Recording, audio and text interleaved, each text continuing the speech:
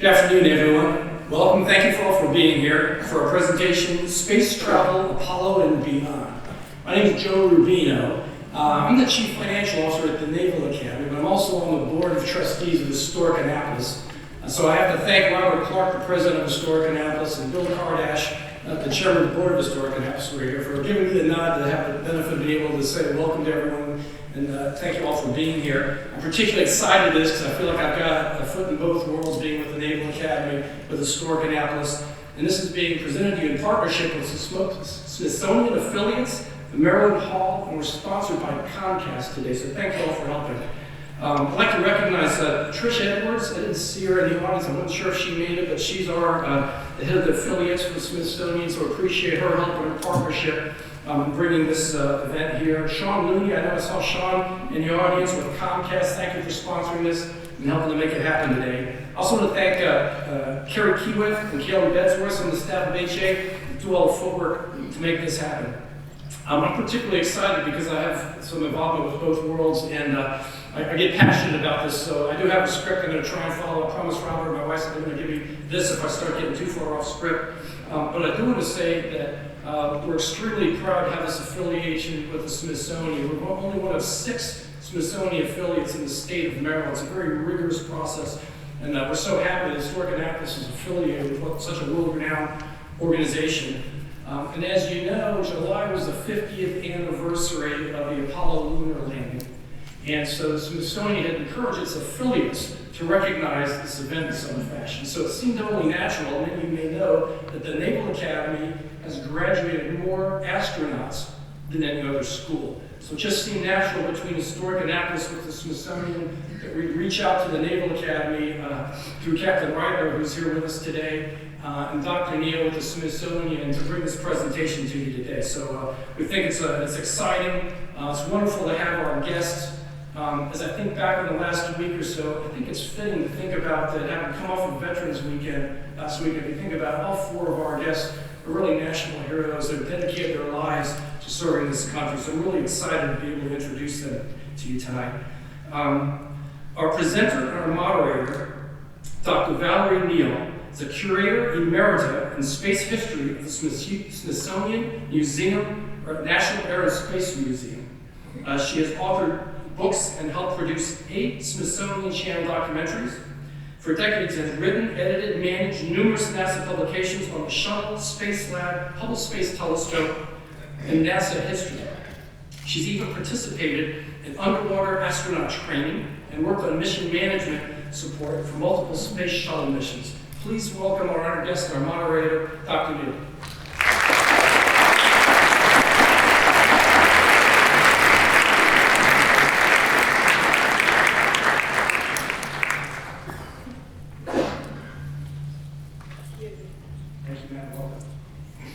Now our 3 astronauts. Captain Ken Ryder, United States Naval Academy class of 73. He's an avid sailor. He's a Navy test pilot. He's a veteran of space shuttle missions as a pilot.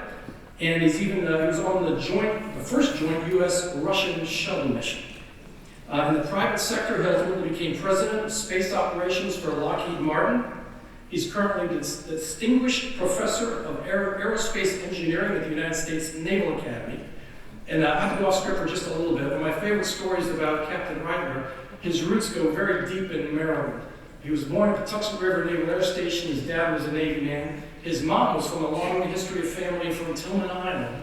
His grandfather was a boat builder. His great-grandfather was a boat builder. And Ken, being an avid sailor who still sails with, teaches, and mentors midshipmen on our racing team, he still goes back to the Eastern Shore and races on a 3-log canoe that was built by his great-grandfather. So I like to think about, just imagine if that old boat builder could have ever foreseen one of his ancestors would travel in space and still come home to sail in the very same 3-log canoe that he built some 130 years distant. Please welcome Captain Ryder.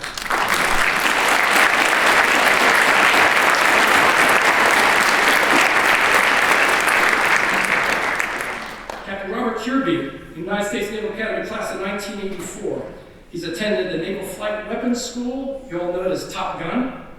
He's a veteran of several shuttle missions. He spent over 900 hours in space. That's a little over 37 days. It includes 7 spacewalks. He's got the record for spacewalks in a single mission at 4. He spent over 45 hours on spacewalks. You think about that, he circled the Earth and just him in a spacesuit for over 45 hours. Just for fun, I looked back. That's longer than any Mercury mission, and it's longer than some of the Gemini missions. He's currently an executive with Northrop Grumman. Captain, thank you for being here.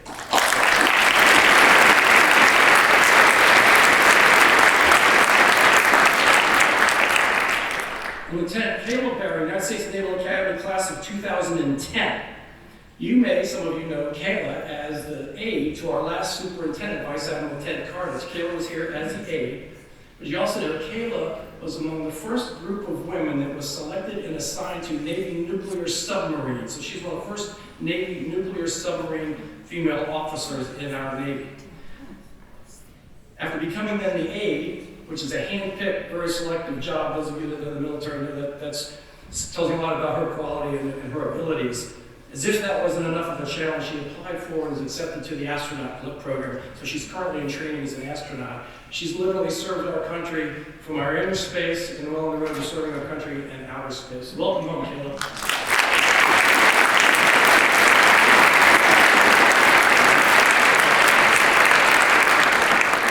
Wonderful panel that folks have helped assemble here today. Dr. Neal, thank you so much for being a partner with us in this. I'll turn the floor over. Thank you.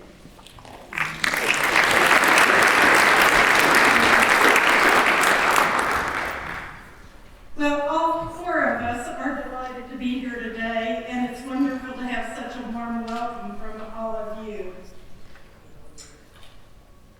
As was just mentioned, this past year, we have been celebrating the 50th anniversary of the Apollo missions, which began in 1968 and continued through 1972. So this year, we celebrated, starting in December, the Apollo 8 mission. I should say last year, celebrating the Apollo 8 mission, the first time we sent humans to the moon, not to land, but to circle it, followed by the Apollo 9, 10, and 11 missions in 1969. 9 and 10 were preludes to Apollo 11, and of course that was the most historic space mission ever accomplished by anyone, anywhere in the known universe, to land human beings on the moon and bring them back. And then in the subsequent 3 years, Apollos 13, 14, 15, 16, and 17 were accomplished. So we can continue this celebration really over a 4 to 5 year period to commemorate all of those bold, audacious missions, leaving planet Earth and visiting our nearest neighbor in the solar system. Before the lights went down, I was looking around the audience, and I think there are some people here who were eyewitnesses to that history as it was happening. If you were, would you raise your hands? Were you alive and aware when the Apollo missions were happening? All right.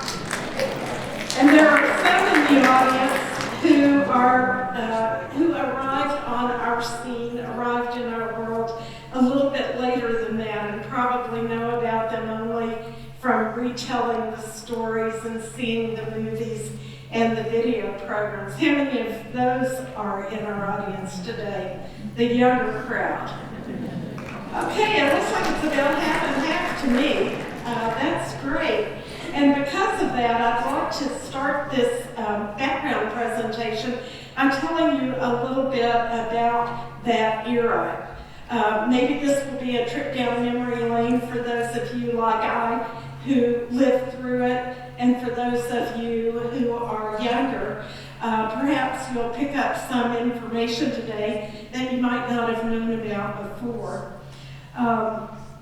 It was a time of amazing drama and excitement, a time of incredible inspiration, a time when anything seemed possible, even though it also seemed impossible.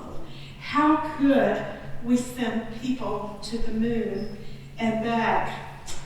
Many people think of the 1960s space era as a golden era, a heroic age, because everything was new. It was being invented right before our eyes as we were watching, breathless, excited, anxious, rejoicing in the triumphs as they occurred. Many of us also wonder if humanity will ever accomplish anything quite that audacious again. It was so unthinkable at the time. It was so remarkable when it was accomplished. How do you top going to the moon? And we'll talk about that as the program progresses today.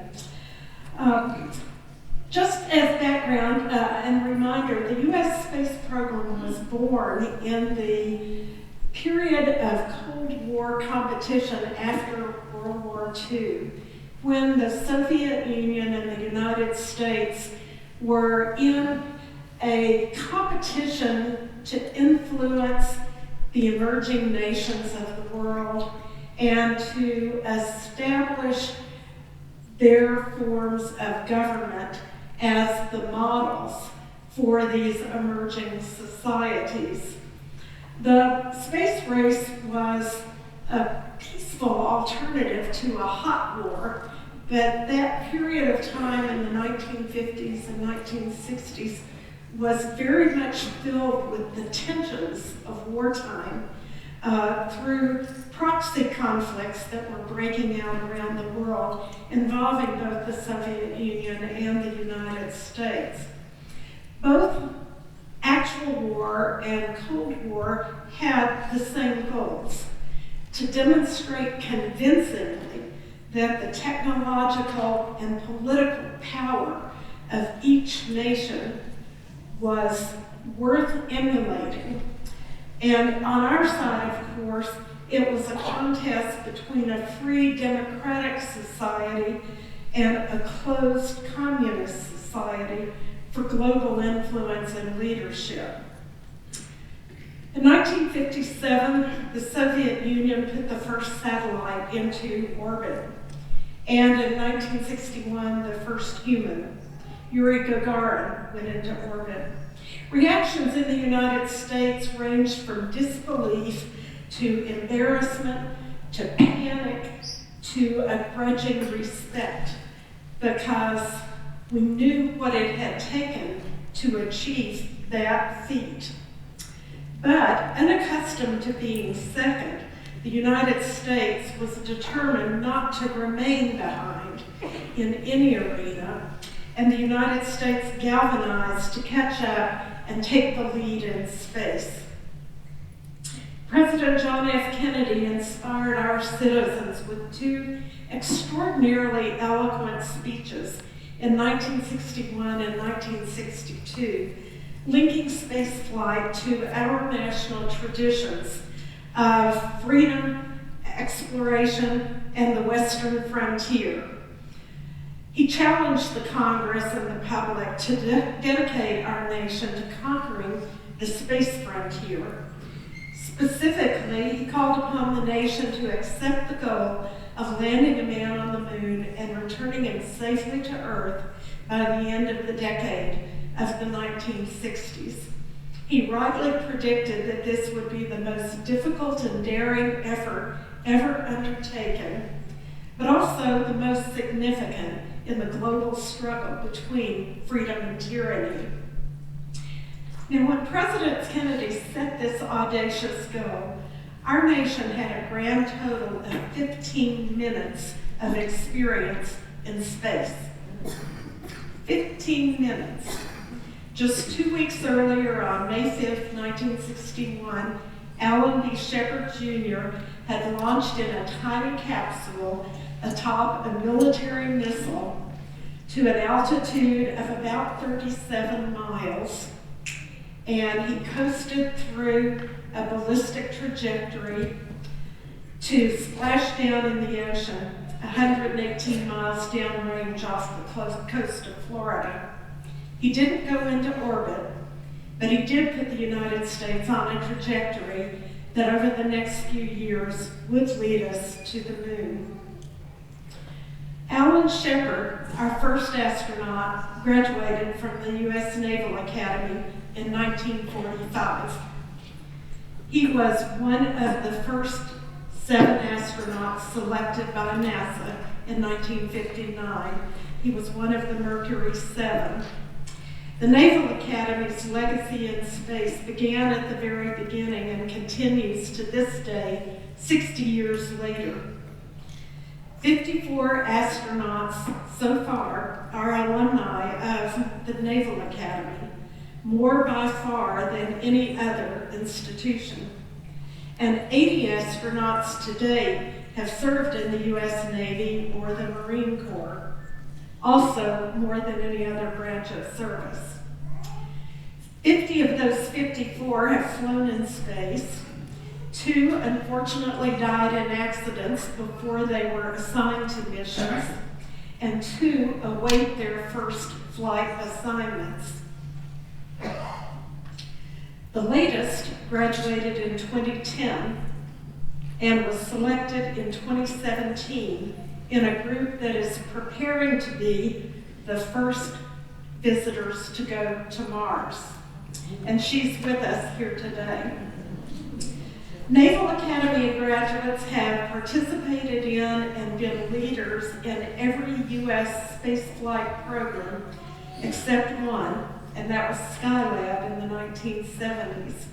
Since the beginning, you can tell the story of U.S. human spaceflight through any combination of those Naval Academy graduates.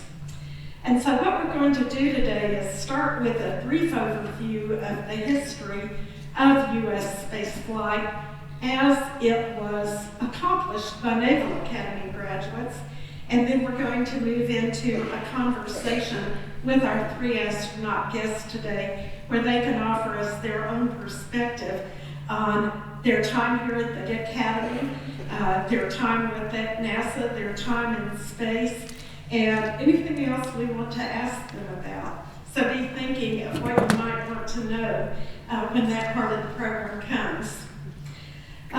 Before Apollo, there was Mercury, the first U.S. space program that was accomplished in the years 1961 and 62. Alan Shepard represents that initial program well. Its purpose was simply to develop the capability to put people into space, keep them alive, and bring them back safely. It was the first step in this decade-long, step-by-step approach to getting people to the moon. At the time that Alan was selected to fly on the first Mercury mission, our rockets had a tendency to explode on the launch pad or during ascent. Everything was rudimentary and uncertain. Shepard, with the bravado of a naval aviator, kept cool and encouraged NASA to light this candle and get us into space. 6 Mercury missions occurred between 61 and 63. John Glenn went into orbit on the 3rd one, circling the Earth 3 times in 5 hours, and the longest one lasted about 1.5 days. So you can tell this was the very beginning of space flight. Another Naval Academy graduate, Wally Schirra, also flew on a Mercury mission. But Wally became even better known when he flew on a Gemini mission. Gemini was the next program. It involved 2 people in the spacecraft at once. Those missions occurred from 1964 and 65 and 66. And the purpose there was to begin extending the duration of human spaceflight and to start learning the specific techniques that would be needed to go to the moon. So the goal was to accomplish at least 1 mission that would last about 2 weeks, because that was what would be required for a lunar mission, to be able to rendezvous and dock with another spacecraft, because as the Apollo missions unfolded, rendezvous and docking were important features, and to be able to do activity outside the spacecraft, to go on spacewalks or do extravehicular activities, which of course you would have to do when you were on the moon. 3 Naval Academy graduates participated in Gemini missions. Wally Schirra of the class of 1946, Tom Stafford of the class of 1952, and Jim Lovell of the class of 1952. The longest of the 10 crewed Gemini missions lasted a few hours shy of 14 days.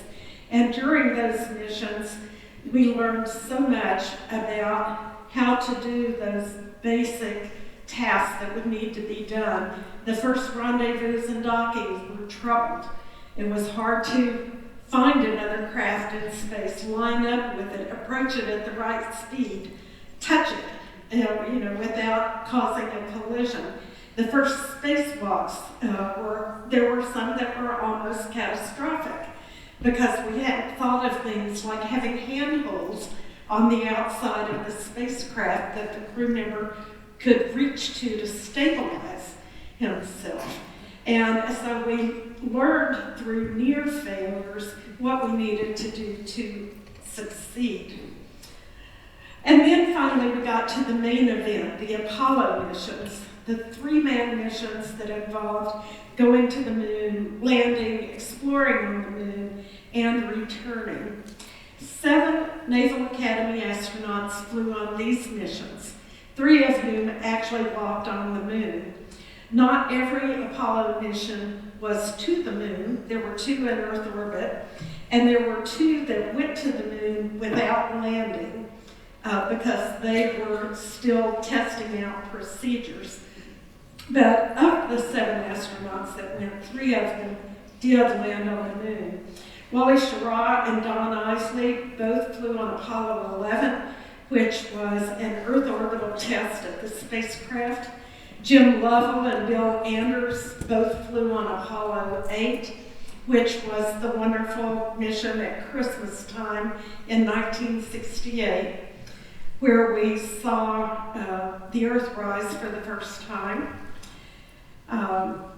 Jim Lovell also flew famously on Apollo 13, and that was NASA's most successful failure because he and his crew and a tremendous effort of the ground support team in Houston and the other NASA centers to bring them home safely after an explosion crippled their spacecraft. And then Jim Irwin flew on Apollo 15. Oh, I skipped one. Alan Shepard went back to space on Apollo 14. One of the things he was noted for on that mission was jury-rigging a golf club and taking a couple of golf balls with him and doing a couple of drives on the moon just to see how far the balls would go. He did serious work too, of course, but that is one of his small claims to fame. Jim Irwin flew on Apollo 15 and Charlie Duke on Apollo 16.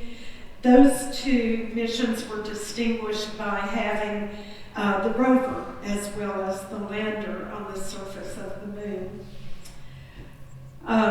Each of these missions extended the knowledge and the experience gained in the previous one.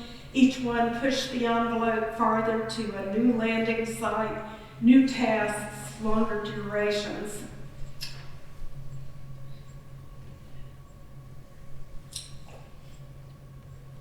Thank you for moving the slides. I appreciate that. I've been forgetting to say next slide. I was so caught up in the narrative. After the accomplishment of Apollo 11, the space race was effectively won. And we continued sending missions into space according to plans.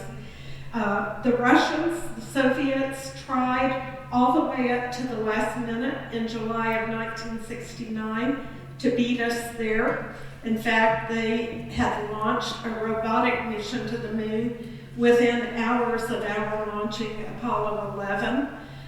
Regrettably for them, it crash landed. They had hoped to get some rocks back through a robotic sample return mission before the U.S. astronauts returned, and they would steal that triumph from us, or at least diminish that triumph from us. But their robotic craft crash landed. And if you look at newspapers from July 21st, 1969, you'll see at the top of the page, men walk on moon, and then down near the bottom of the front page, Lunokhod crashes on moon. It was that nip and tuck. And of course, we didn't know exactly what they were planning. We had intelligence that indicated they were going full throttle to try to get to the moon too, even though they were denying it in public. And we later learned when the Soviet Union collapsed and documents became available and hardware became available, that they too had developed a gigantic rocket for lunar missions. They too had developed spacesuits for lunar missions. They too had a designated cadre of cosmonauts who would have gone to the moon, and they too had lists of all the supplies they would need and maps of the landing sites they had chosen. So it truly was a competition down to the last minute, even though since about 1964 it was evident that the United States was clearly in the lead. So after you go to the moon, what do you do next? NASA ended up canceling Apollos 18, 19, and 20 as being superfluous, and essentially closed down the Apollo program early and shifted to an experimental program or two to try to reuse some of the Apollo hardware in new ways. And one of those ways was the Skylab program, in which a Saturn V rocket stage was re-outfitted to be a habitable spacecraft that could serve as a laboratory and a home for astronauts in space. And it became our first space station, flying missions in 1973 to 1975. For reasons I don't understand, there was not a Naval Academy graduate on the Skylab missions. But the other interesting mission that happened in 1975 was the Apollo-Soyuz telescope project, which was conceived during a period of cooling tensions with the Soviet Union. And both countries decided to do an experimental joint mission, which could have practical applications if one nation needed to come to the rescue of another nation's astronauts or cosmonauts. It would be good to have some experience managing a mission together and having some shared hardware and some shared understanding of how each one operates. Tom Stafford, a Naval Academy graduate in 1952, commanded the Apollo-Soyuz test project mission in 1975, and he became lifelong friends with Alexei Leonov, the commander of the Soviet side of the mission, and they often remarked at how their careers had started with each of them flying combat against the other side, and then they became best of friends and remained that way for the rest of their lives, showing in a very real way that what humans do in space peacefully can be a model for overcoming some of the frictions and tensions that hamper us in our lives here on Earth. The other thing, of course, that happened in the 1970s after the Apollo program is that NASA shifted gears. America is known as a society of consumerism, and we always want the next new thing, the next hot car, the next better appliance, the more powerful computer. Well, in a way, NASA was the same way. After having flown capsules launched on top of rockets and having astronauts splash down in the ocean to return home, there was a strong push within NASA to develop a reusable spacecraft that behaved more like an airplane. In fact, looked more like an airplane. It would launch as a rocket, it would operate in space as a spacecraft. It would come home as a glider and land on an airstrip like a normal airplane does. And it could be used again and again and again. And the real hope here in the post-Apollo era is that we could reduce the cost of space flight, make it more routine, and open it up more broadly to more people and also to more uses of space. The space shuttle era defined a period where we were beginning to live and work in space.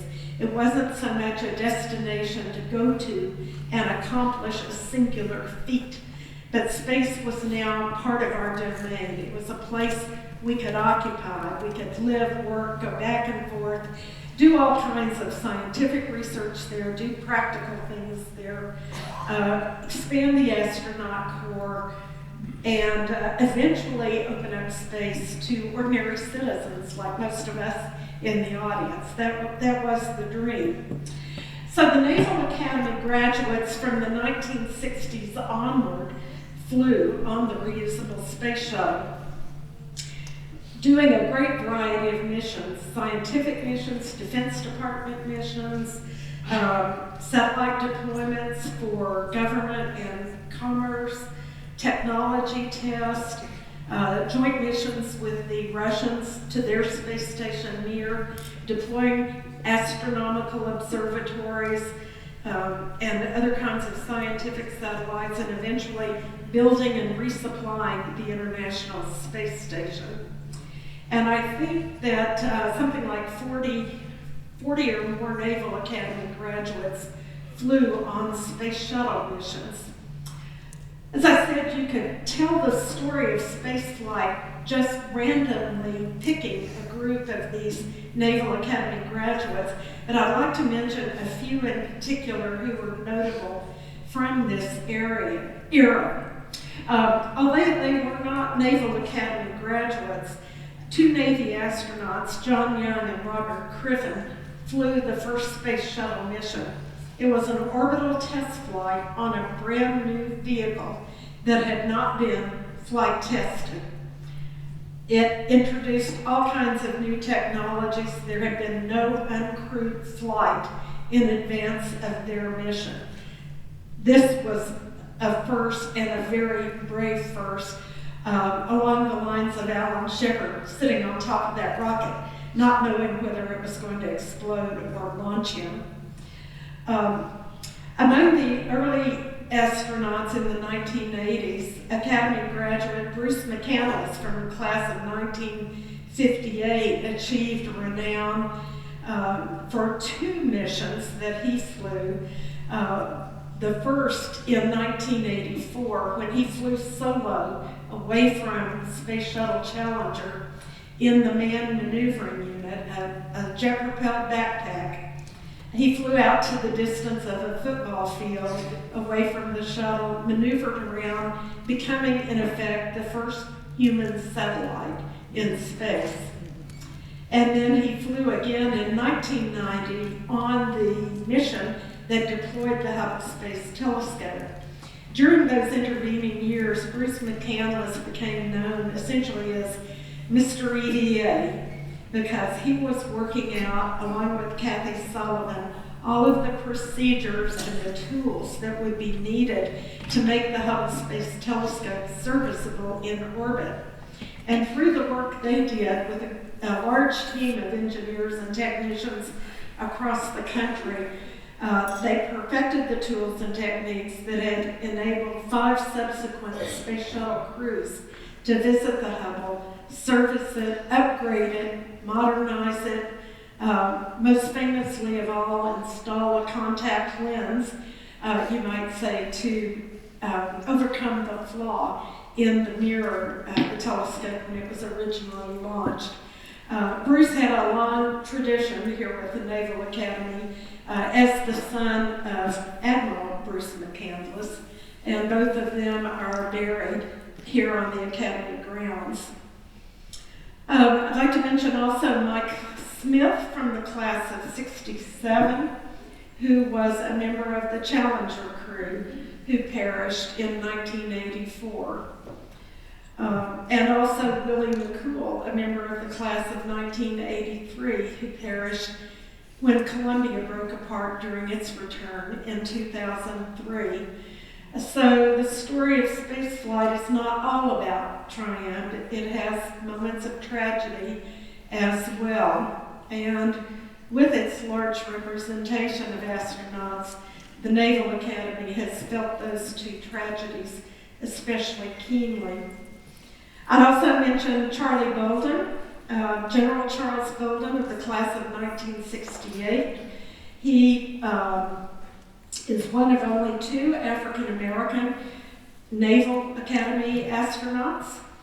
He commanded the first U.S. mission to have a Russian crew member on board on a mission to rendezvous with the Russian space station Mir.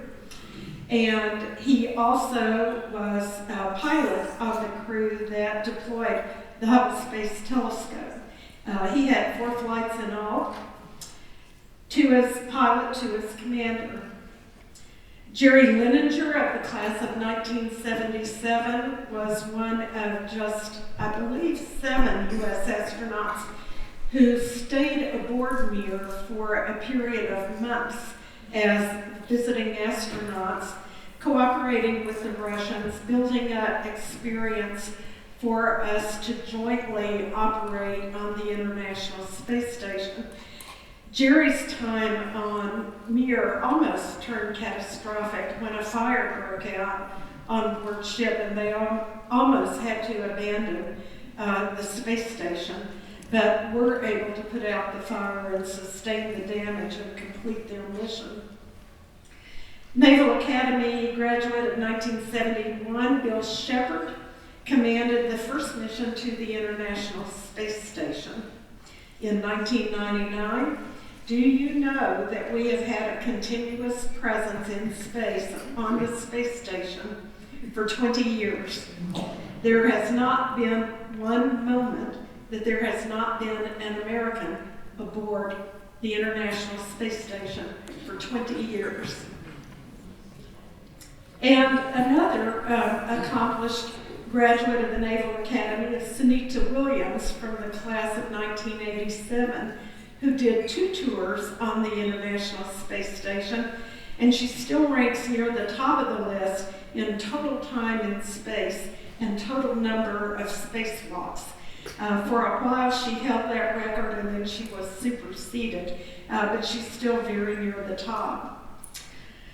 Naval Academy graduates have contributed to the leadership of NASA by producing senior people who rose to senior positions in NASA. General Bolden became the administrator of NASA until his latest retirement. The Johnson Space Center was directed by Michael Coates for a number of years, the class of 1968. Right now, class of 71 graduate Bob Cabana is director of the Kennedy Space Center, where he has been for a number of years. And other Academy graduates have served at NASA headquarters as heads of safety and of human spaceflight, including Bill Reedy of 1974 and Brian O'Connor of 68 and Ken Bowersox of 1978. The Naval Academy has contributed to diversity in the astronaut corps by producing 2 African American astronauts, Charlie Bolden and Robert Kerbeen of the class of 84, and he's with us today. 2 Hispanic American astronauts, Michael Lopez Alegria from the class of 80 and George Zamka from the class of 1984. And it has produced 6 women astronauts so far since just admitting women in 1976. Kay Heyer and Wendy Lawrence both graduated in 1981, so I think they must have been in that first group of women to come into the Academy, and graduated as soon as it was possible for a woman to graduate. Lisa Nowak graduated in 1985, Sunny Williams in 1987, Nicole Mann in 1999, and Kayla Barron in 2020.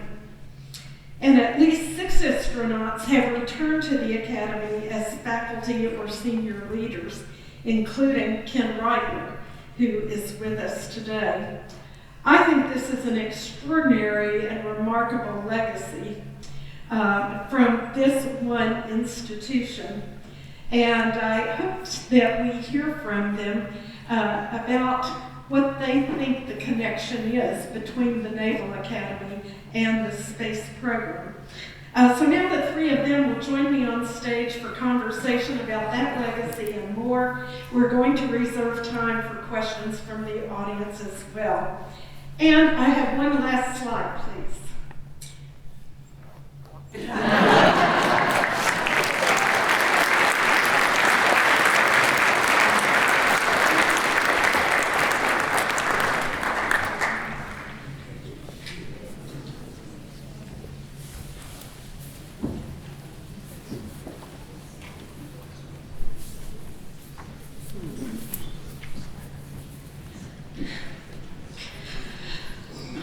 Did that sound like space history as you remembered it?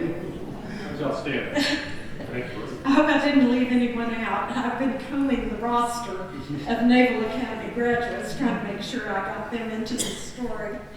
So I'd like to start by talking with you all just about your personal story first. Would you be willing to share with us your path to becoming an astronaut, and particularly whether any of this prior space history was instrumental in your own decision to become an astronaut? And since you were first, can I start with you, Ken? Well, thank you. And thank all of you for coming today. Thank Historic Annapolis for sponsoring this. It's a wonderful organization, a great resource for our community. We thank you very much for all that you do. When I was growing up as a kid, we didn't have astronauts. We didn't have a space program. So to me, it was more about airplanes. And I grew up around Naval Air Stations. My dad was a mechanic working on airplanes. Some of it was spent right here in Annapolis, watching the Yeoman Heralds fly off the river here, off the Seven. So to me, it was all about really airplanes and not space. And then one day, I was riding my bike along a flight line where I used to watch all the airplanes coming in and out of this base out in California. And I saw this very strange white-looking object sitting out there on the ramp. And I asked the guy, what's that all about? What's that? And he said, son, well, I'm going to tell you, that's going to take people to the moon and back. I couldn't believe it. It was the parachute test drop system looking for Apollo. And so that got me into the books. That got me looking at, well, what is Apollo? What is the space program? What are we going to do? And that started to generate this connection between being a pilot, which is what I always wanted to do, being a test pilot, and being an astronaut.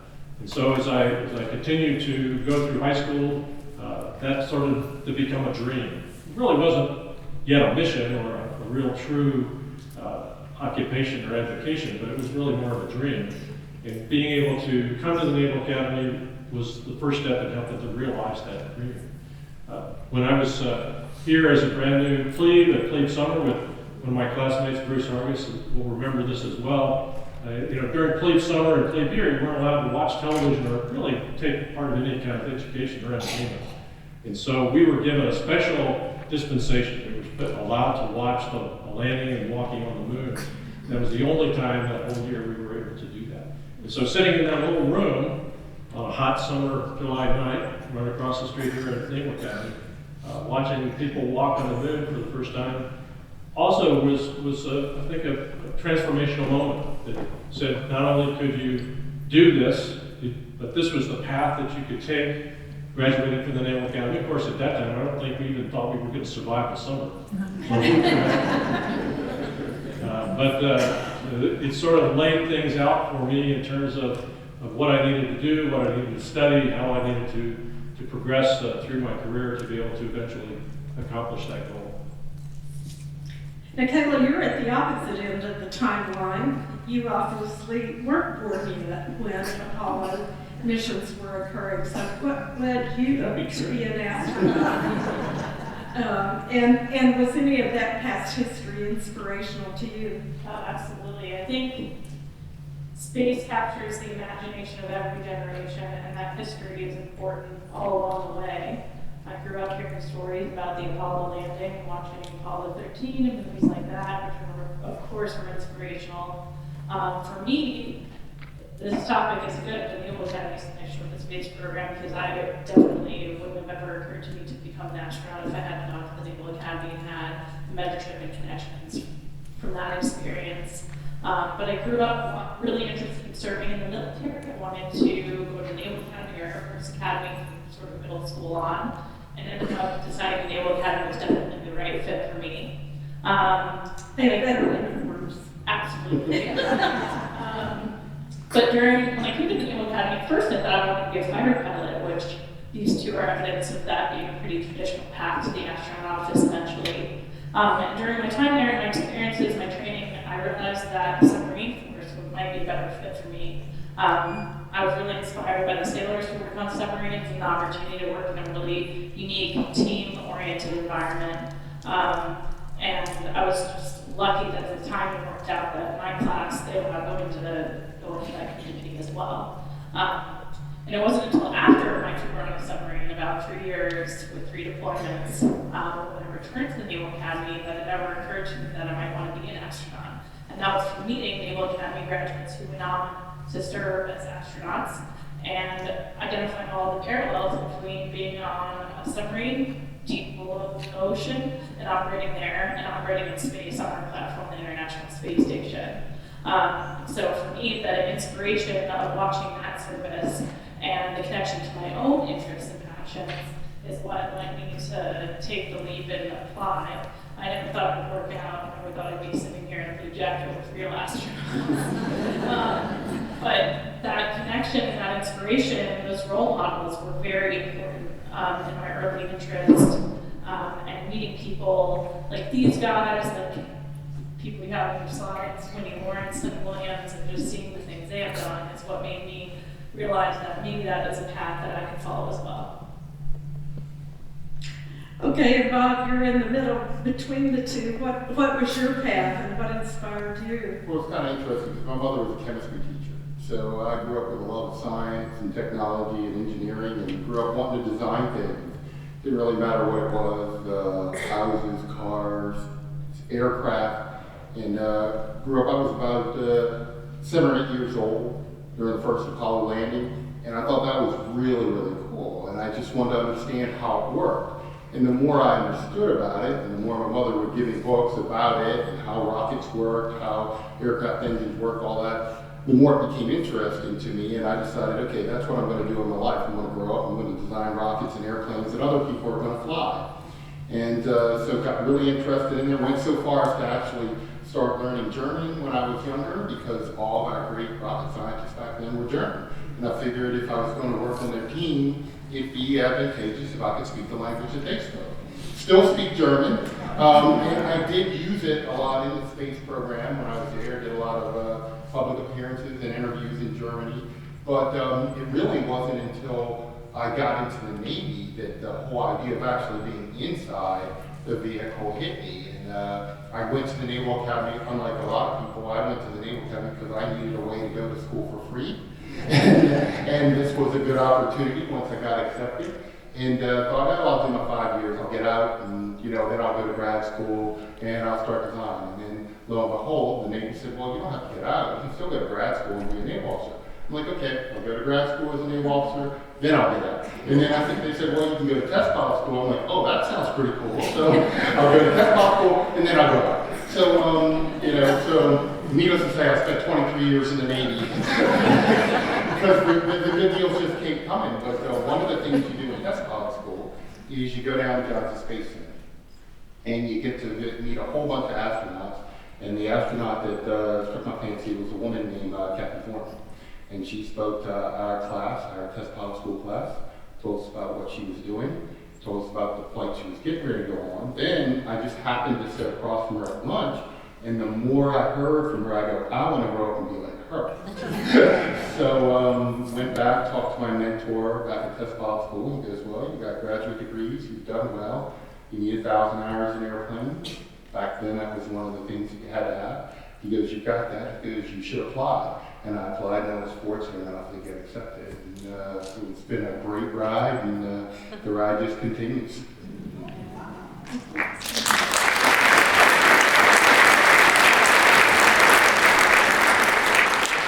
I think we all know it's very competitive to get into the Naval Academy, to any of the service academies, and you all aced that to be accepted here. It's even more competitive to be selected into the astronaut corps, where thousands of people are applying and NASA is choosing maybe 10 or 15 at a time.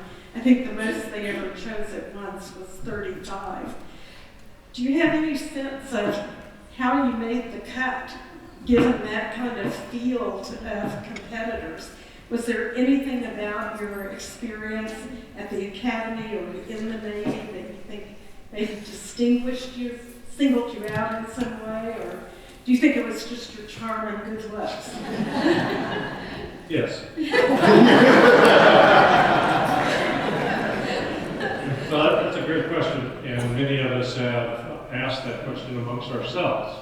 I think the best answer I heard was that there's this giant dartboard somewhere in the back of some conference room that they use to select that. I really don't know, and I do believe that if I think about all the people that applied to be an astronaut and were not selected, many of them could have been selected just as easily as I was and have done a great job.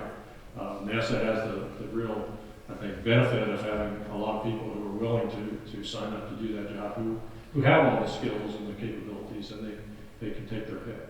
I think there is a long-running tradition or value that seems to cut through all the classes from the beginning from when you talk about it. And that's people that work together well as a team, who can work together in stressful situations, who bring a lot of different diversities of talents, techniques, capabilities, education. You can apply that, but do that in a team environment. And I think that's the one characteristic that comes through. I see Nicole nodding her head. And you made the point too that your service on submarines probably was helpful because it had given you experience in a similarly challenging environment. Yeah, I would absolutely echo what Captain Wrangler said. I think the way I felt showing up for interviews in Houston was just, I didn't even know what I was doing there. I thought they had the wrong number or something when they called me down there because the talent is incredible. NASA knows how to train people to fly in space, and so they're looking for potential, but they're also looking for people who have demonstrated the ability to work on a team in a complex environment, because spaceflight is not something you can do on your own. It's a really complex operation that NASA runs with its international partners to keep the space station going, and certainly throughout the history you see that with the mission control team, all the engineers and technicians who support those missions.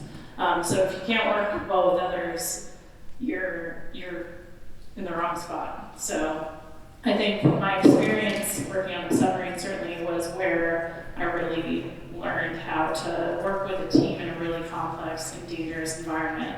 And I think hopefully will serve me well going forward. We'll see. Oh, I have no doubt. Now, I tell people all the time, especially the time when I went up to help build the International Space Station, it reminded me much more of the time I spent on a submarine than any time in an aircraft, by far. And I think the teamwork aspect of it is really important. But it's also people who are fairly flexible and are willing to learn. You know, one of the great things about being a Naval Academy grad and having that experience is I always tell people when I go to recruiting events, I say, yeah, you know, I started back in 1980, and I said, and I got to fly a helicopter, jet, said I was on a submarine, got to do an amphibious landing, traveled all over the world, and got to operate in the well deck of an amphibious ship, and then I graduated from the United States Naval Academy. So it allows you to learn a whole bunch of different skills and experience a whole bunch of things, different things. And trust me, one thing that is very, very unique for being in space is it is different. Very different from anything we've ever done. And your time at the Naval Academy is going to serve you very well when you fly in space. I've often thought that the space shuttle enabled the United States to democratize space flight. Until we had the space shuttle, the astronauts were all pilots. They all had served in combat, or they had been to test pilot school. They were experimental test pilots because those were the skills that were needed to step out into this hazardous environment of space. NASA and the President Eisenhower, determined that really the space program should be populated with the initial astronauts who were the best of the best in the piloting world. Of course, there were other people who would have loved to have had a chance to apply to be an astronaut then, but the spacecraft were small. They had a very specific function. The space shuttle came along. It was spacious. It could hold 7 or 8 people. And it had a much more diverse function. It operated essentially as a cargo vehicle or a platform for a scientific laboratory or construction platform. So suddenly with the space shuttle, you didn't need just pilots. You still needed pilots, but you also needed engineers, scientists in different disciplines. Even you needed veterinarians for the flights that had animals aboard. So suddenly the pool of potential astronauts got much larger. And NASA had tried recruiting African American astronauts in the 1960s, and for a couple of reasons that didn't work out. But with the advent of the shuttle, they could recruit African Americans, Hispanics, women, Asian Americans, anybody who had the skills and the ambition was eligible to apply. And I think that was a big difference in our space program, a big step toward opening up space flight and democratizing space flight. Did you all ever think, what would you do if you weren't selected to be an astronaut? And I know that there are astronauts who applied repeatedly, 3, 4, 5 times before they were selected. So they had persistence, if nothing else. But did you have a plan B if you hadn't been selected? So I think there is a thread that runs through the whole program of astronauts that links back to the beginning, like you said. When they were first developing an astronaut program, there was a lot of speculation about what kind of people would be best suited to do that job. And some people suggested it should be a scientist, some people said it should be an auto mechanic, other people said acrobats would be really good at this job. President Eisenhower, who was at the beginning, said, no, I think it should be military test pilots. And that's really where that started, and that continued through, because NASA tends to like to stick with things that work, and it seemed to work pretty well. So throughout the early programs until we got close to the Apollo program, that was the real source of the majority, if not all, of the astronauts were military test pilots. The advent of Apollo and the realization that we were going to do science in space now opened the door for some scientists to come along, most notably Harrison Schmitt, who actually walked on the moon as a geologist, really brought that scientific domain to the fore. So with the advent of the space shuttle, there was also yet another opportunity to open the door to increase the diversity of talent, and including scientists. NASA has, I think, always appreciated and valued diversity not only in skills, experience, age, gender, etc., but also in terms of what people can bring in terms of their experience. But I will say, even through today, NASA continues to have a very high value on people who have a flight test or a test pilot background. All of the pilot astronauts who flew the space shuttle, either pilot or commander, were graduates of a military test pilot school, either here or someplace around the world. Many of the flight test crew members who were getting ready to fly on the commercial crew vessels to prove them out were also military test pilots. So there continues to be a value or a need for that particular skill.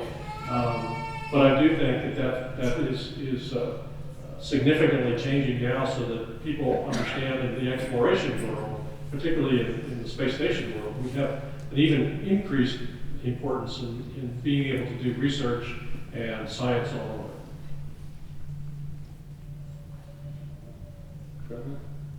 I think, to your question, Valerie, nobody's plan A is to be an astronaut. It's your dream maybe, but nobody counts on it just because it's so competitive and everyone has another plan. So I was planning to stay in the Navy and continue on in the submarine force. And then my life got redirected because I was lucky enough to get that slot. But to Captain Randler's point about the diversity of backgrounds, I think there will always be a good number of military test pilots in the astronaut program because that history is there for a reason. But it is interesting to see the different backgrounds that come to NASA and how those different experiences are applied to really support the team. That diversity of academic and operational interests is really important. So my class has 5 military test pilots, but the rest of us come from different backgrounds. So different disciplines in engineering. We have a planetary geologist who specializes in Mars geology. We have a microbiologist who studied cave slime in some of the most remote places in the world. And those backgrounds are really relevant as we think about going back to the moon to explore and learn more about planetary bodies, and then eventually onto Mars. So I think that experience, coupled with the various military backgrounds in the office, really make up for a pretty powerful team. Now, my plan B was to continue to be a naval officer as well. I was on my way to be a test pilot down in Australia with the Royal Australian Air Force, 3 years in Australia. My wife and kids were just really looking forward to that experience of serving overseas. I got this call, the one that you've been waiting for your whole life at this point. Would you like to come to Houston and be an astronaut? And of course you say, sure.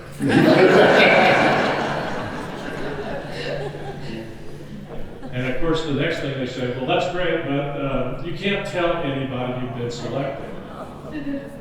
You can't share this really great news with anybody until everybody is notified and the press release is put together and all that stuff. So here you are coming home to break, first of all, the bad news to your wife that we're not going to Australia. Right, Marie? And 2, you can't tell her that. So I had to come up with a clever way of explaining that we were going to Houston and not to Melbourne. So I bought a dozen yellow roses, and I presented them to her, and of course the comment was, I hate roses. There's yellow.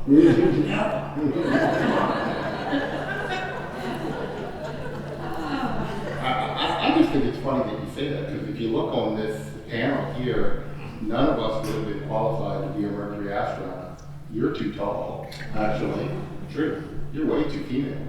Right? Also true. And I'm too black. Right? And not only that, I was a naval flight officer, not a pilot. So none of us, to your point, could have been Mercury astronauts up here. But yet, we are evident of different missions, and the reasons for going to space changing, i.e. to go there to do science and real exploration, not just proving we could go there, enabled all of us to have that experience, and it's a wonderful thing. As far as Plan B, I really wanted to design something. I would have probably gone to design aircraft. If the call asked me what I wanted to, would have loved to be an ESPN sportscaster, but that didn't look like it was in the cards, so I was going to have to go with Plan C. Right? So you might have gone into industry. Oh, yeah. Probably. Okay. Probably.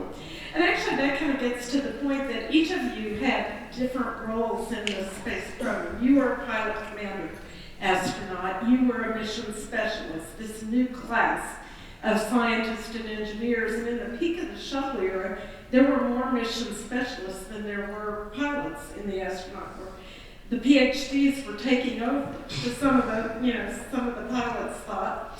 And I guess your role is still to be determined when you get your flight assignment, but right now, I guess you'd say you're a generalist. You can kind of fit into any role, flight engineer maybe, or scientist, whatever is required at the time. But that's another characteristic of the space program that changed with the shuttle era. I think it began to change, as you said, with the one group of scientists who were brought in the late 1960s, but only one flew to Apollo and the rest of them flew on Skylab missions, and kind of paved the way for scientists on the shuttle. The other thing I didn't mention is the shuttle made it possible to have astronauts who were not born in this country, but who became U.S. citizens and U.S. astronauts.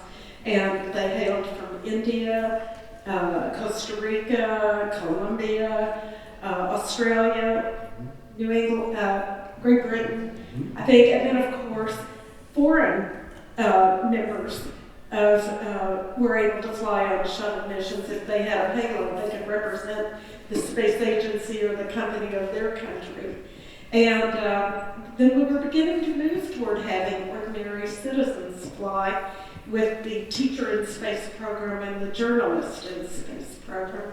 And just by sheer coincidence, Krista McAuliffe was on the Challenger mission, the Teacher in Space, and after that catastrophe, NASA said we can't put any more non-astronauts in space. So the Journalist in Space program never happened, and that probably would have been Walter Cronkite, I think, by consensus. And then they made a huge exception to put John Glenn back into space in 1998. And of course, he was qualified for being a previous astronaut. Well, maybe that's enough right now about the past. Why don't we talk about what's going on with NASA now in the present and in the future? Kayla, you're the face of the future. You're all about what NASA's talking about now, the Artemis missions to the moon, eventually going on to Mars, becoming involved with commercial partners in space flight in a different way than we have in the past. Do you want to give us a little bit of a sense of your perspective on what's happening in the space program and where we're headed now? Sure, I'd love to. It's a really exciting time to be at NASA because we're continuing our work on the space station with our international partners, still launching from Kazakhstan with the Russian Space Agency, but we're also developing 3 vehicles at NASA.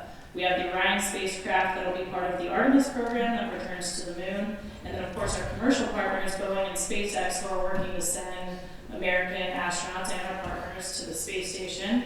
So we're getting ready to launch from Kennedy Space Center again, and we're very excited about that as we get those programs stood up. So we're about to go from having 1 vehicle to 4 vehicles available. And that's going to be a really interesting time as we learn how to test new vehicles again, test new equipment, and then of course return to the moon. The current administration gave us a goal of trying to return to the moon by 2024, put humans back on the surface again.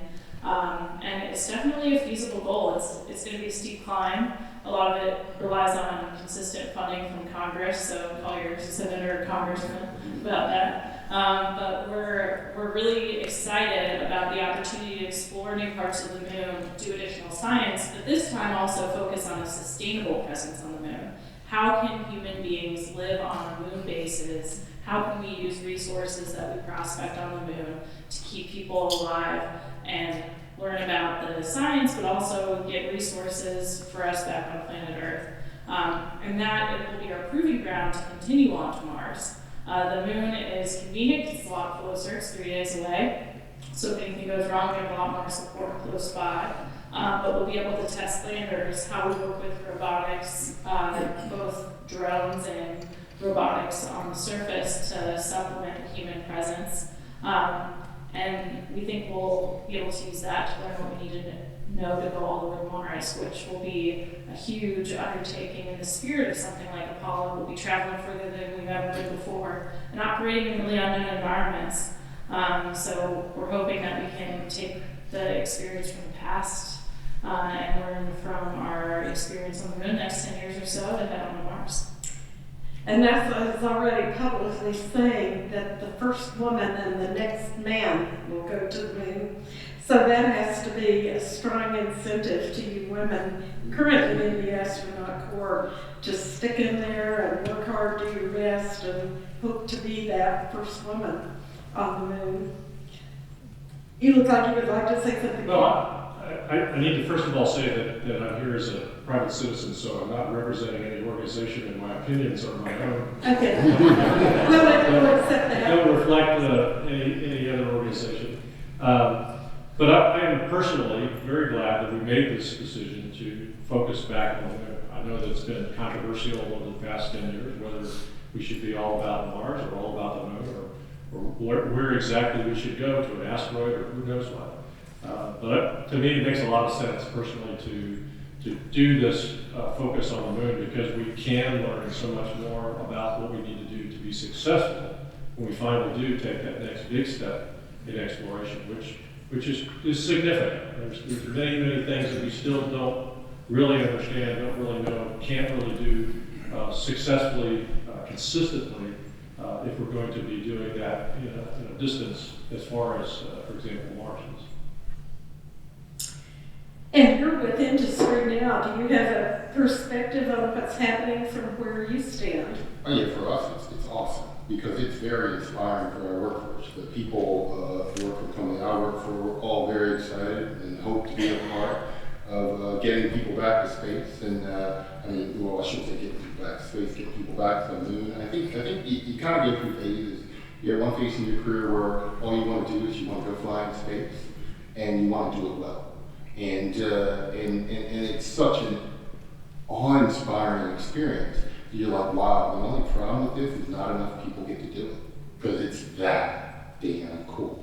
It's that exciting.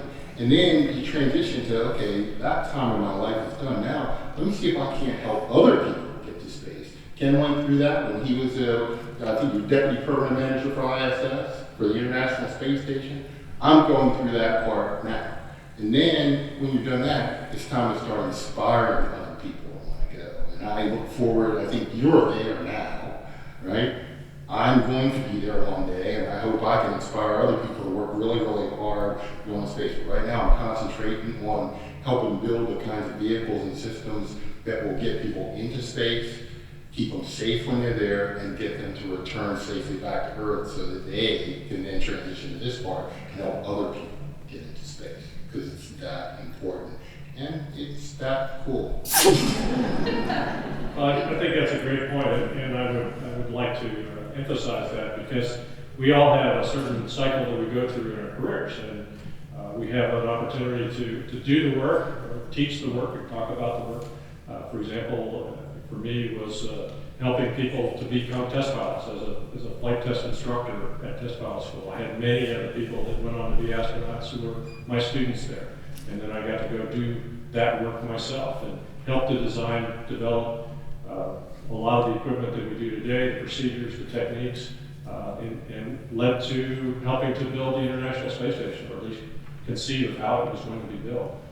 Following that, going into industry, was able to do things which included coming up with the winning proposal for Orion and getting that program off the drawing board into flight test, so that Kayla and her colleagues could go fly that to the moon and Mars someday. But now you start to look at a little bit farther down range and think about what can you contribute to the next generation, and that's why I came back to the Naval Academy, and that's why I decided, I think I mentioned earlier, that I did that for a couple of years of thinking it would be a great transition from this very stressful executive, aerospace executive lifestyle, a high stress, into retirement. And then a nice, easy slide. Well, I'm there now. I'm 8 years later. I'm still teaching, still, enjoying the contributions that I give, and inspiring students like I have here in the front row about what they're going to do with their lives and their careers. So I challenge all of you to think about that and how you can give back, come full circle, and do that to the next generation, whether it's in mentorship or instruction or inspiration. One of my great hopes, if the Artemis program comes to pass and a Mars mission thereafter, first of all, that I'll live to see it, and having, come of age during the glory days of the 1960s, but My hope would be that as we get closer to those missions, we will be able to rekindle as a nation that sense of unity and commitment and interest, just fundamental interest. In the 1960s, there were some people, I guess, who were tuned out and not interested in space at all. But by and large, people were fascinated. We were breathlessly waiting for the news, breathlessly waiting for the outcomes of the missions, glued to the televisions during it. The magazines published lavish spreads, the pictures were stunning. It just opened up whole new worlds. And it wasn't just in the United States, it was around the world. People felt like this movement out into space was an accomplishment for humanity. And they paid tribute to the United States for achieving it, and they felt like they were part of it. I think the world today needs some kind of unifying force like that will bring people together in a positive way with a common goal and a common sense of pride and investment. And I hope that will be one of the consequences of these new programs. Let's have fun for a minute and then go to some audience questions. I'd like to just pitch out to you all. What do you have to say to your Air Force colleagues? Most people would think the bulk of the astronauts must come from the Air Force. After all, the Air Force is about flying. How is it that the Navy has the most astronauts, the Navy and Marine Corps together? What do you say to those Air Force folks?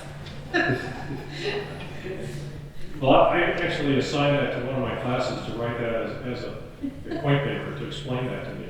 So I'm not going to give that the answers to the questions. They were And I guess I'm the newbie on them.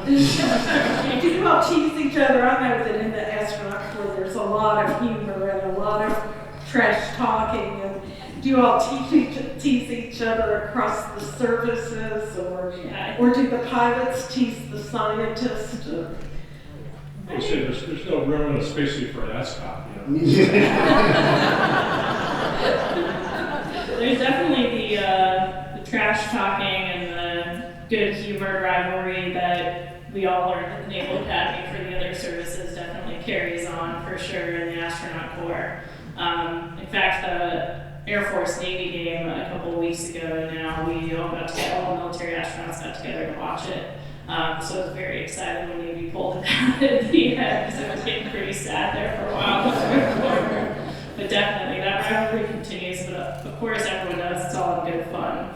I think people like to rib each other, of course, but we're all on the same team at the end of the day. One thing I've always noticed in in-flight pictures is that a lot of you take up the pennant from the Service Academy, or take up pennants that say "Go Navy, Beat Army," or that sort of thing. And we actually built at the National Air and Space Museum a mid-deck mock-up from the space shuttle, and I ordered Navy and Air Force and Purdue and MIT pennants, because those are the institutions that have created the most astronauts.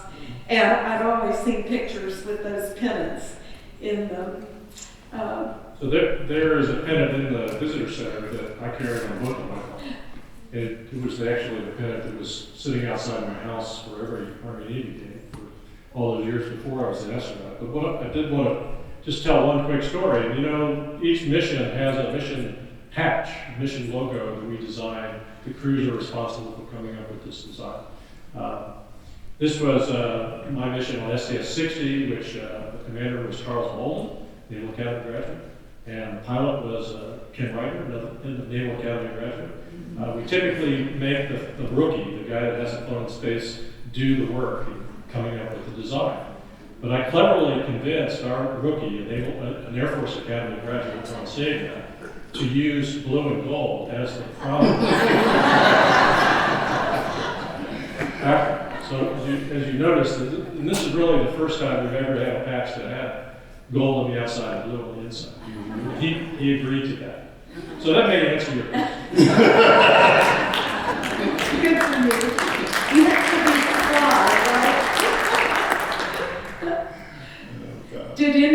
you have a role in naming a subsequent astronaut class? Each class has nicknames. Were you part of choosing a name for our class? I don't think, it wasn't kind of like any one person's job, but you're always sitting there talking. And as far as my class, they were calling us the slugs before we got there because it took them so long to name our class. We were very late, and we didn't think that was sophisticated enough. So we said, we're not slugs, we're escargot. So we were called the flying escargot. Yeah, which sounds kind of silly, but probably the one that I helped a little bit on with a lot of people was the penguins. And we named that class, and that was kind of cool. But the thing that wasn't cool, it made their color scheme very easy to do. Because they knew they had to wear black and white everywhere. And they did. And that was kind of cool, but it's always has something to do with, them. And for the penguins, it was like, you said, yeah, there's just so many of us in the class, you'll never fly. So that's why we call them the penguins. And I think that they did very well to prove us all wrong, because I think the entire class has since flown, which is an awesome thing. And like I said, it's just a great experience, and all the naming is in good fun. But that's probably the only one I had any part in, mostly listening, not to. How large is the class? All the classes are different sizes. My class was, back when my class was named, they said, oh my gosh, it's huge. There were 23 of us. And then, of course, right 1 year after my class, they had a class of 44. So, yeah, all of a sudden my class became very, very small. And the last class ago was just 8. So it really depends on NASA's need at the time. During the peak of the shuttle era, the astronaut office was upwards of 175 astronauts on active duty. Today it's probably not quite 50.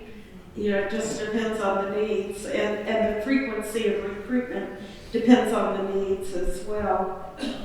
From the final days, I guess, of the Apollo program, all the way through the rest of shuttle and into space station, there was an individual who was a Naval Academy graduate as well, named George Abbey. Yes. Who was probably singularly responsible for making selections. I mean, if he didn't make the final selection, he had 51% of the vote, I would say. And so my class came aboard with 15 people right after the Challenger accident. We weren't flying space shuttles. We didn't know when we were going to start flying space shuttles again. There was a little bit of a relaxed attitude about things. We got a reputation of taking a more, I would say, leisurely approach to training and studying, so we tended to gaff things off, so we became the gaffers. It actually stood for George Abbey's Final 15, because he was moving off to no longer be in that position. We thought, but lo and behold, he rose from the dead, came back and resumed his position as the center director, and so we changed our name to George Abbey's Finest 15.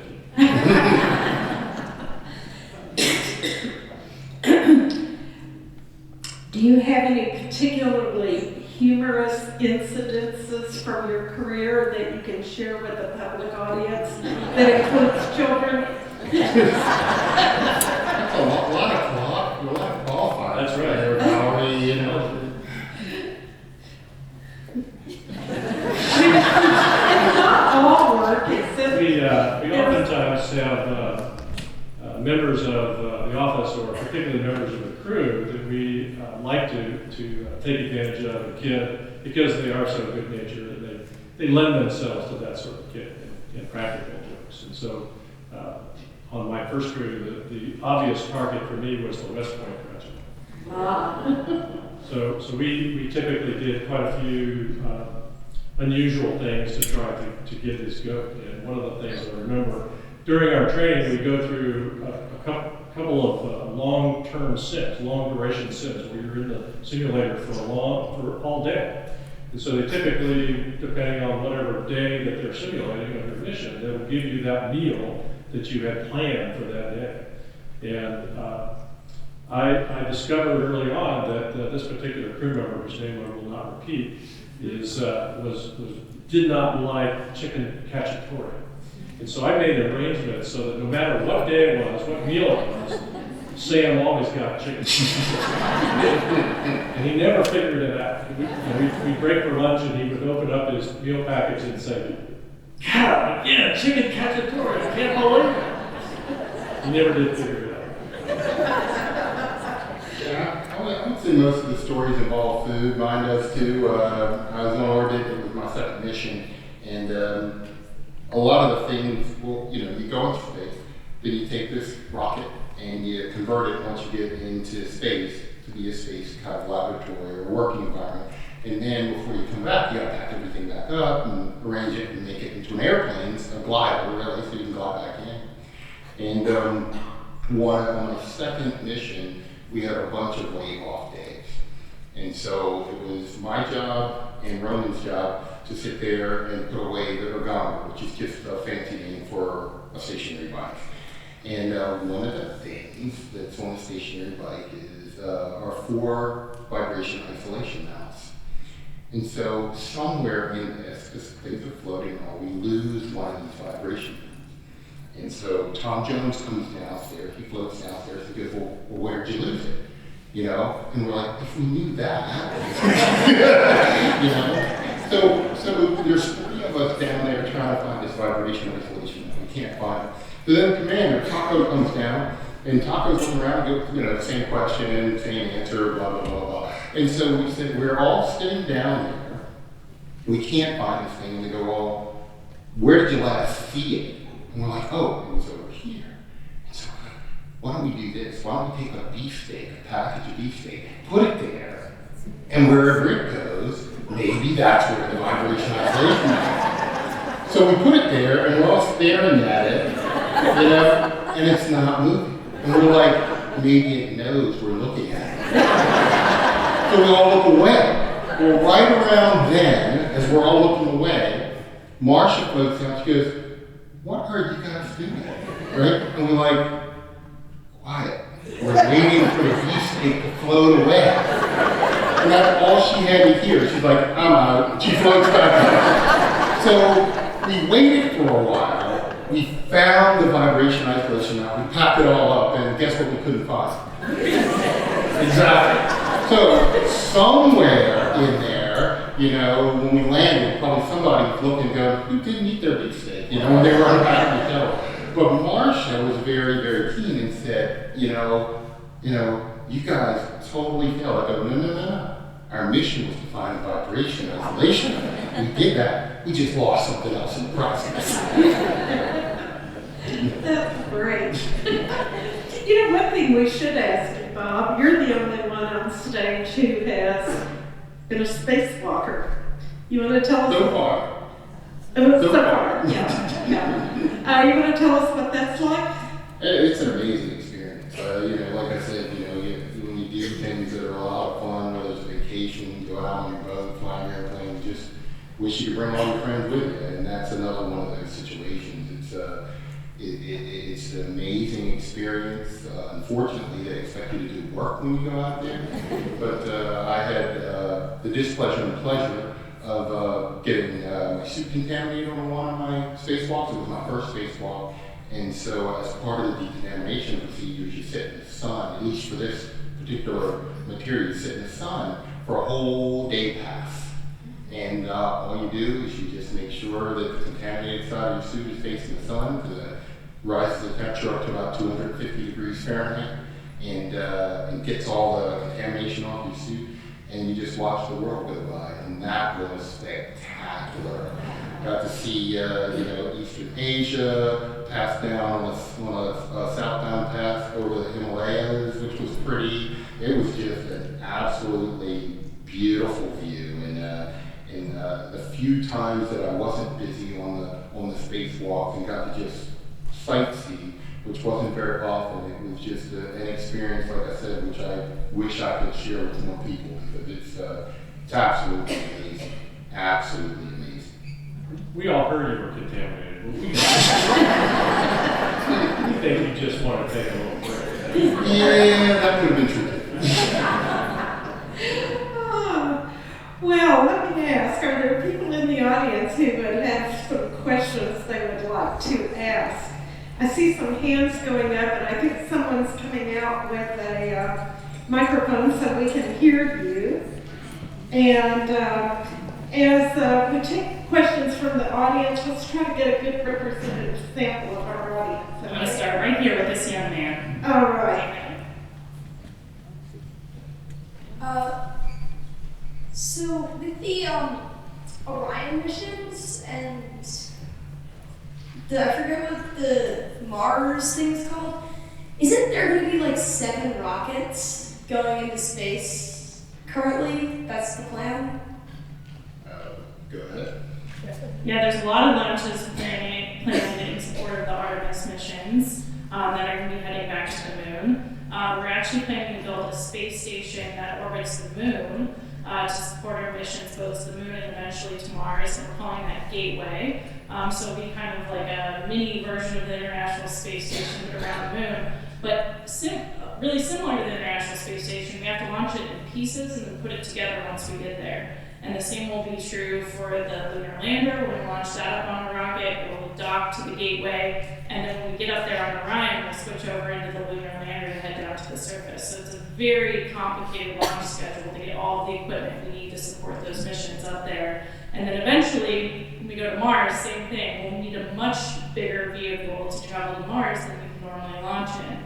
So we'll launch from Earth in the Orion space capsule, but we'll get on a much larger vehicle for that long duration mission, 3 years to Mars and back. So that probably similarly will be launched in a few pieces and assembled in space. So we're really in a very advantageous time where we not only have one rocket like the space shuttle to rely on, but we have multiple types of rockets to be able to use for different things. Some of them are operated by our country, some are operated by other countries' governments, some are operated by civilian commercial companies. So we're in a really good place now to have lots of options to be able to use different ways of getting into space. That was a great question. We have another one here. Robert, I was interested in that contamination you mentioned. Could you give us a little more details about the nature of that? So-called contamination. Alleged.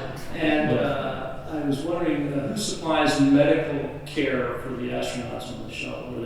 Is there always a physician aboard? Well, I'll answer the first question. It was anhydrous ammonia. Anhydrous ammonia is a working fluid for the external cooling system on the International Space Station. And I had to reconfigure when we brought the US lab up, I had to reconfigure 4 ammonia lines so it could pump coolant from the existing station into the heat exchangers on the lab. And there was a valve that stuck slightly open.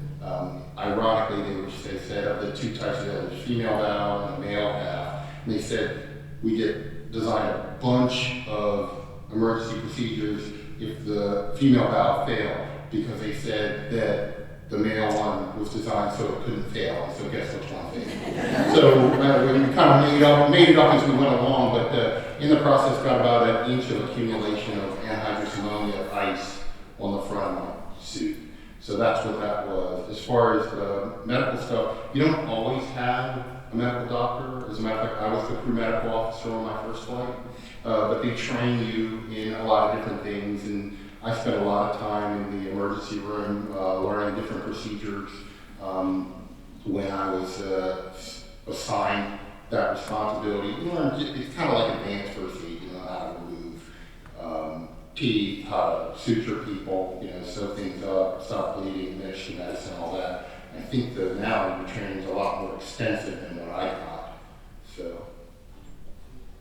Yeah, similarly, we don't always have a physician on board. When we do, that's a huge advantage from a medical standpoint, obviously. But we all get sort of basic training, both to support each other in the event of some sort of a health issue or an emergency, but also because of all of the scientific studies we're doing, we need to know how to give ourselves and each other ultrasounds, how to draw our own blood. And so all of those basic skills are important for the science and research that we do that also might be applicable for caring for each other. But we also have the advantage on the space station of having a ground team available to us. So we have a whole team of flight surgeons who do weekly medical conferences with the crew members and are also there on call in case there are any questions or any issues that come up.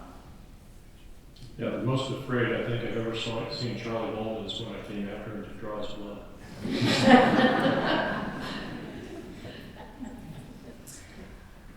Can you talk, Kayla, about what your experience is like being a woman in the astronaut program, and also how many women are in there? Are there enough women to have an old girls network at this point? What's the reality of dealing in a mainly male-dominated environment? We're lucky at NASA, actually. We've had women in the space program for a really long time. I think we're at about a third of the office now is women, and the recent classes have been pretty close to 50%, if not actually 50%. My class is 6 women, 7 men, and the class before me was 4 women and 4 men. So I think we're getting to the point where there might be gender parity pretty soon. So for me, coming from the submarine force, I'm in the senior class of women to serve in the submarine force. So while we had a lot of role models and mentors from other communities, we were kind of the first group going through and didn't have women above us for mentorship and guidance along the way.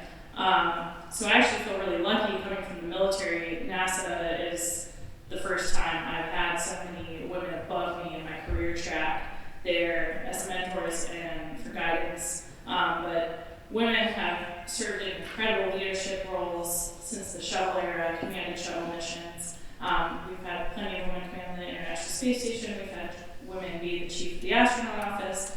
So there's a ton of resources there and a lot of camaraderie among the women in the office. The women in our class are incredible too. One of the biggest surprises for me is just how close we've gotten in 2 short years, and the women in our class really support each other. But I think there's not a big difference between being a woman and a man in NASA and in the astronaut program, just because it's something that the population is really used to and has grown to expect and support. So I think for me, I felt really supported along the way, and I think I'll continue to as we go forward.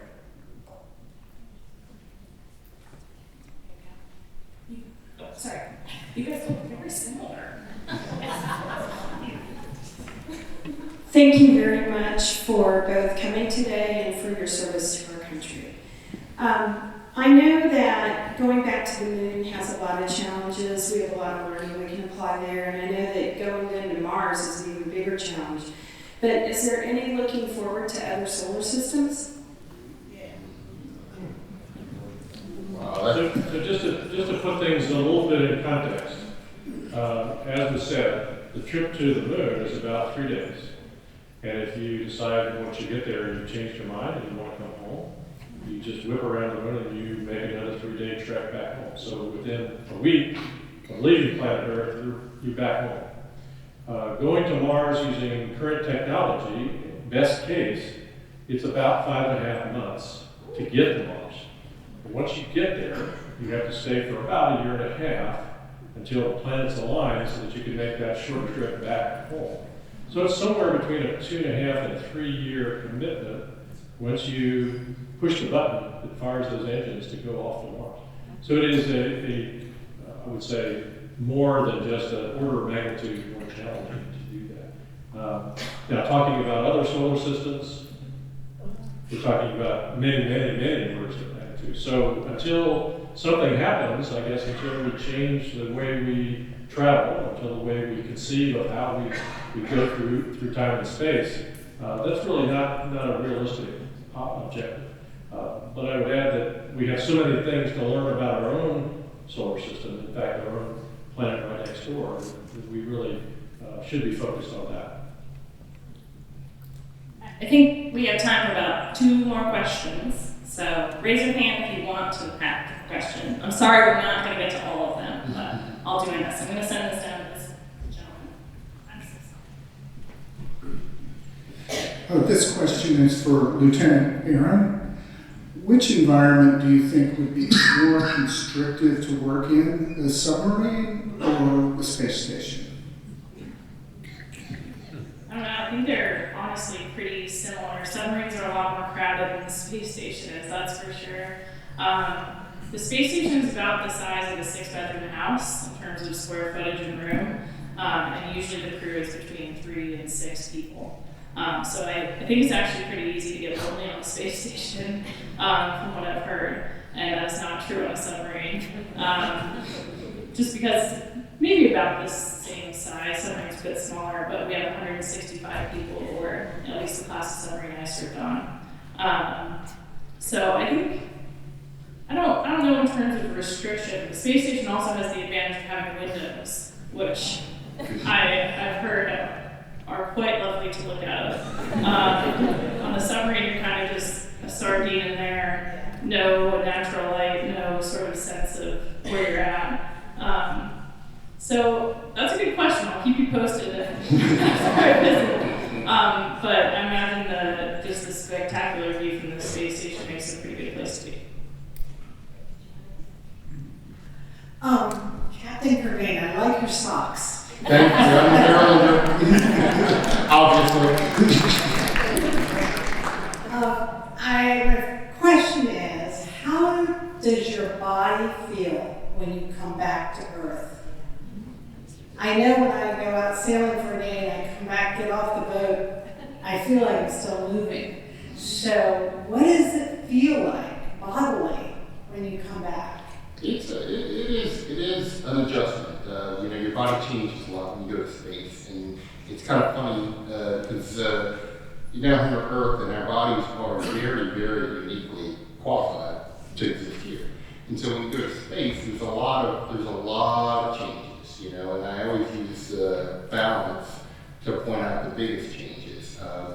Here there's basically 3 ways you keep your balance. There's orthostatic tolerance, your feet they're pushing about the same to keep you there. Use your eyes to see if things are moving or stationary, and then use your vestibular system to see if you got any rotation on your body. And then you get up in orbit, and your feet are saying you're not touching anything.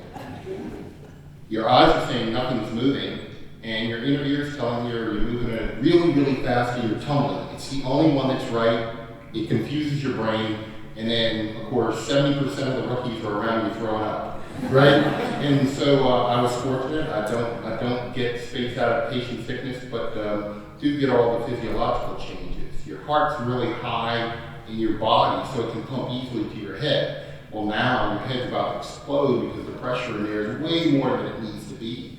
So that first couple of, it changes. Your body actually adjusts more quickly as you go along, the more flights you do. So that first time, it took about a day and a half, and for about a day and a half, everybody's face is swollen, and red, and you're going to the bathroom all the time because your body's trying to shed fluid, and you just feel odd and stuffy. And then after a day and a half, it's gone. The second mission took about 2 hours to feel good. The last mission, I don't remember a transition, it just felt great. But in that process, your body's forgetting or ignoring all those normal things. So to the point, when you come back, it's got to learn all those things again. And the funny thing is, whereas every trip to space, I adjusted more quickly, every trip back, it took longer to adjust back. So some of the things, I know I can't stand up too fast, my heartbeat and my blood pressure has gone down enough that I tend to gray out. I can't walk in one direction and turn my head a different direction for the first 2 or 3 hours. Your feet feel a little bit tender. I've heard it's really magnified by long duration guys, but my longest flight's 13 days. But even I noticed that. It's a really unique experience that you feel. But like I said, my last mission, which took the longest to adjust back to when I got 100%, probably took about 4 or 5 days to 100%. But my first mission, it was maybe 12 or 13 hours. That said, after about an hour, you're about 80% of the way. But it does take a little bit of time. And for those who stay long duration on the International Space Station. I think it can take up to 6 months before they're feeling back to the condition level they were when they left, and that includes some actual physical therapy, rehab type exercises and such. The funniest stories I've heard from returning astronauts is they'll wake up in the night and want to get a drink of water or something, they'll try floating out of bed and go down on the floor. Or they still feel like they're floating, and it's hard to turn corners. They keep bumping into the corner and end up with bruises on their arms until they get rid of that sense of floating. It was to me pretty remarkable how quickly you got used to being in zero gravity. And so you sort of started to take for granted the fact that you could fly around, move around without having to walk and very effortlessly and things like that. So you almost got to the point where you forgot that that's where you were and what you needed to be. And so my first day, or first morning, I guess, after being back and waking up in my own wonderful bed and deciding to float into the bathroom, I wound up on the floor, in which my wife looked over and said, "They let you fly space shuttle." That puffy face thing really is pretty real, and it is pretty consistent with everybody. That's why you generally don't see pictures of astronauts in the first couple of days of being in space. And you get bird legs too, I understand. The fluid migrates up from your lower extremities and your legs get more shapely while you're in space. Yeah, I noticed that. And your spine stretches, your vertebrae stretch out, and that can be painful, I understand. Oh yeah, I grow 2.5 inches on every flight. So grow 2.5, and it hurts when you're stretching. It hurts a little bit when you come back. So, but everybody grows a different amount. But for me, it's about 2.5 inches. So I guess a quick answer to your question: what does it feel like? It feels heavy. Yeah, It really. that's probably a good sign. Yeah, that's a good point. We got one more. And, Yes. and there's a gentleman down here on the second row, too, right in the middle, who's raised his hand. He's been very, very patient. Yes, I'd like to, I'm sorry. Thank you very much. I was curious, to what extent do you believe there is water on Mars? Oh. I'm 100% convinced there's water. There is. Yeah. We have scientific data for that. No doubt. Yes, I'd like to know your impressions and opinions. Recently, the Navy has released or pronounced a tape that was taken by 2 pilots off the Nimitz. I was wondering when this question was. I'd like to know what your impression of that tape is, the object, the UFO that's commonly referred to as the Tic Tac. And all the time that you have spent in space, have you ever seen anything up there that you can't explain that we commonly call a UFO? And if you haven't, have you talked to other astronauts that have? I don't have any idea or opinion about the Tic Tac or the things that are shown up on the F-18 videos, and no, I never saw anything in space that I couldn't explain, although certainly saw some amazingly beautiful and incredible things in space, but none of which were unnatural. And I agree. I haven't seen anything that I couldn't explain or didn't make sense to me. However, I will tell you this, in looking out on the dark side, turn off your lights and you look out, because I was doing spacewalk on the space station before they were lighted outside, and you look, and for every star you can see on a country dead night here on Earth, there's 20 or 30 more, to the point where it was hard for you to pick out a constellation. And I'll tell you what, if there's no alien life forms out there somewhere, wow, man, what a waste. Because there's a lot of space and a lot of planets and stars and all sorts of stuff out there, Now, it's also so big that, if you have that, what are the chances of us bumping into that other life form, whatever it might be? Probably minuscule. But I think it would be completely arrogant of us to think that we are the only life form in the universe. I really did.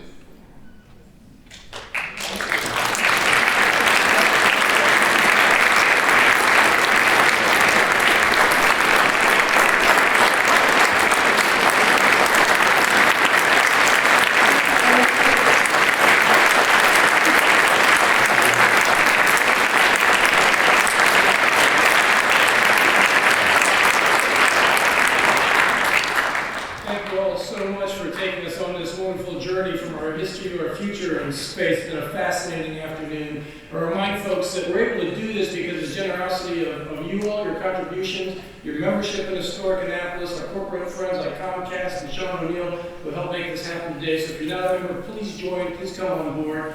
Dr. Neal, I can't tell you how much we value our affiliation with the Smithsonian. Thank you so much for your leadership and for being here today. I have a small token for our 3 astronauts. Thank you so much for your national leadership. It just goes on. It's remarkable. Please, one more time, thank all 4 of us.